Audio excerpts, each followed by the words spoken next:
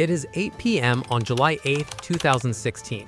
Ronald Hamilton and his wife are driving through Westminster, Maryland, returning home from a quiet dinner.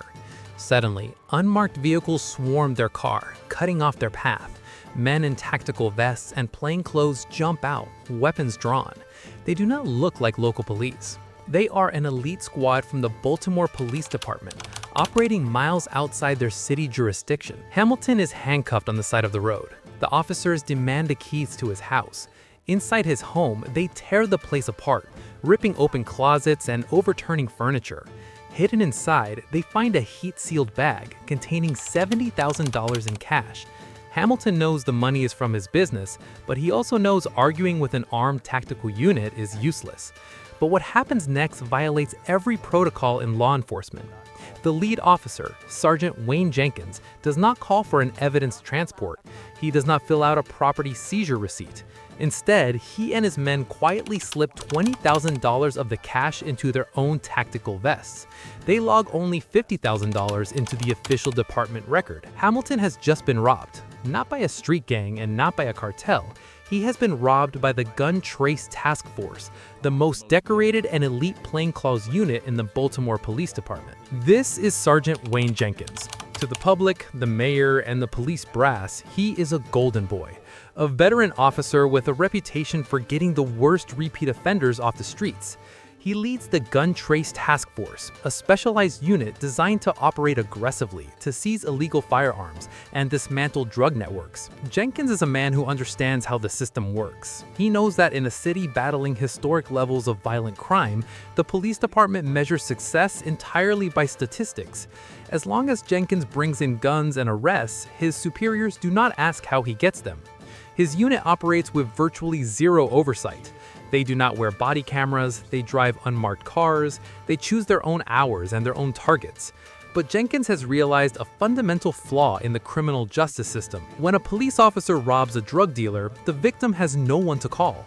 A man holding 10 kilograms of cocaine cannot dial 911 to report that the police just stole 5 of them. It is the perfect crime. Over the span of several years, Jenkins transitions his elite police squad into a highly organized criminal enterprise. He recruits officers who share his mindset, men who understand that the badge is the ultimate shield. Together, they orchestrate a massive, systematic looting of Baltimore's underworld. Their methodology is highly sophisticated. They do not rely on standard police dispatch. Instead, they purchase illegal GPS tracking devices from a civilian electronics store. Under the cover of darkness, they attach these trackers to the underside of luxury vehicles owned by suspected criminals. From a laptop inside their unmarked police cruiser, Jenkins and his men watch the digital dots move across the city map. They wait for a target to leave their home, then execute a traffic stop. While half the team detains the suspect on the street, the other half takes the suspect's keys, drives to their empty house, and loots it. They steal cash, jewelry, expensive sneakers, and narcotics. But stealing the drugs creates a new logistical problem. Police officers cannot stand on a street corner and sell heroin. They need a middleman. Jenkins finds his perfect partner in Donald Stepp, a local bail bondsman with deep ties to the criminal underworld. Stepp operates out of a heavily fortified home, conducting legitimate bail business in the front and fencing stolen goods in the back. Jenkins begins making regular deliveries to Stepp's property. He arrives in the middle of the night, driving his police cruiser, and unloads duffel bags filled with cocaine, heroin, and prescription pills. Stepp then funnels the narcotics back into the very streets Jenkins is paid to clean up. In exchange, Stepp hands Jenkins hundreds of thousands of dollars in washed cash. It is an endless, highly profitable loop, but the sheer volume of their operations begins to breed arrogance. Jenkins and his men realize that they do not just control the streets, they control the narrative. If a civilian complains, the department backs the officers. If a suspect runs, the officers can do whatever they want. This arrogance leads to an escalation in their tactics. They are no longer just robbing drug dealers. They are fabricating entire realities. On one afternoon, the squad chases a man into a residential neighborhood. The man crashes his car and is severely injured. Knowing they have no legal justification for the chase, Jenkins goes to the trunk of his police cruiser. Inside, he keeps a stash of BB guns and replica firearms. He walks over to the crashed vehicle and places a replica gun near the unconscious driver. The squad writes a report claiming the suspect was armed and dangerous, justifying the aggressive pursuit. The man is sent to prison. The officers receive overtime pay for the paperwork. The staging of evidence becomes routine, but their most audacious performance happens during a raid on a suspected stash house. Jenkins and his team breach the property and locate a heavy metal safe. They force it open and discover over $100,000 in cash inside. Quietly, the officers empty half the money into their own bags. They close the safe, lock it, and call their supervisor to the scene. When the supervisor arrives, Jenkins sets up a video camera. With the camera rolling, the officers pretend to pry the safe open for the very first time. They act surprised as a door swings open to reveal the remaining $50,000. They submit the video as indisputable proof of their integrity. The department praises them for the historic seizure. None of the upper high-ups realize they are watching a staged theatrical production directed by the very men robbing the city. The gun trace task force feels untouchable. Jenkins is making over $85,000 a year in overtime pay alone, often claiming to be working while he's actually on vacation in South Carolina. The money is flowing, the arrests look good on paper, and the department brass continues to hand them awards. But the fatal flaw of any massive criminal enterprise is that it cannot operate in a vacuum. Every action creates a ripple. Miles away from the Baltimore Police Department, a separate federal task force is operating. The DEA and the FBI have spent months investigating a violent drug trafficking organization operating on the east side of the city. The feds have secured Title III wiretaps, allowing them to listen to the drug dealers' phone calls in real time. The FBI agents sitting in the listening room are trying to map the cartel supply chain. But suddenly, the audio feeds pick up something bizarre. The dealers aren't talking about rival gangs or federal agents. They are complaining about a rogue robbery crew. A crew of highly trained men driving unmarked silver cars, wearing tactical vests, and kicking down doors. The dealers describe the robbers perfectly. They describe Wayne Jenkins and his men. The FBI realizes they are not listening to a standard cartel turf war. They are listening to criminals discussing the crimes of the Baltimore Police Department.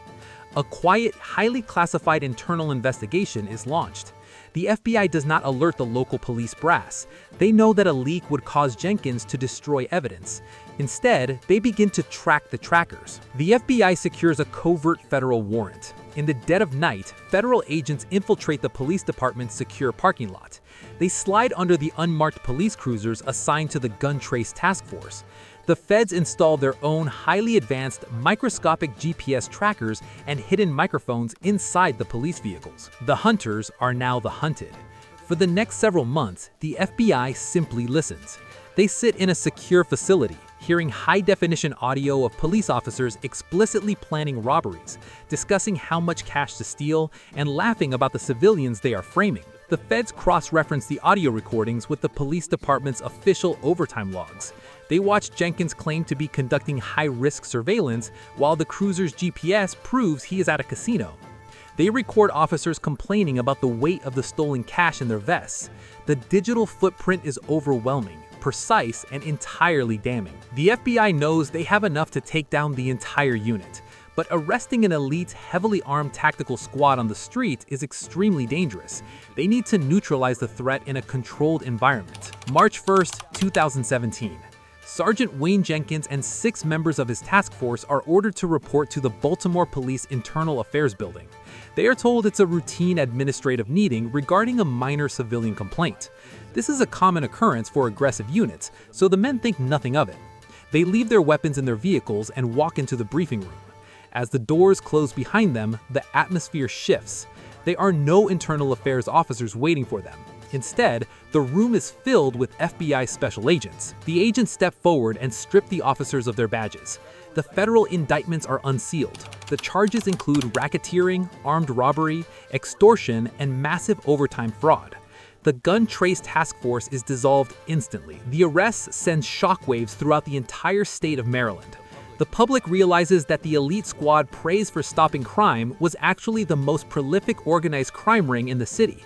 The betrayal is absolute. Because of the unit's corruption, the district attorney's office is forced to review every single arrest ever made by the task force. Over 3,000 criminal cases are compromised.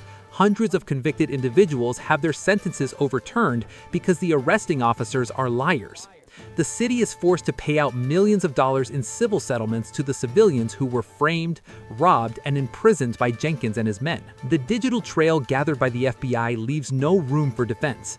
The wiretaps, the GPS data, and the financial records of unbanked cash purchases paint a perfect picture of their enterprise. Faced with decades in federal prison, the brotherhood of the task force shatters. Several officers immediately strike plea deals, agreeing to testify against Jenkins to reduce their own sentences. They detailed the safe crackings, the fake BB guns, and the deliveries to Donald Stepp. Sergeant Wayne Jenkins, the man who believed his badge made him a king, realizes he has no leverage left. He pleads guilty to a sweeping array of federal charges. His sentence is brutal: 25 years in federal prison. His subordinates receive sentences ranging from 7 to 18 years. The ultimate irony of the gun trace task force is the legacy they left.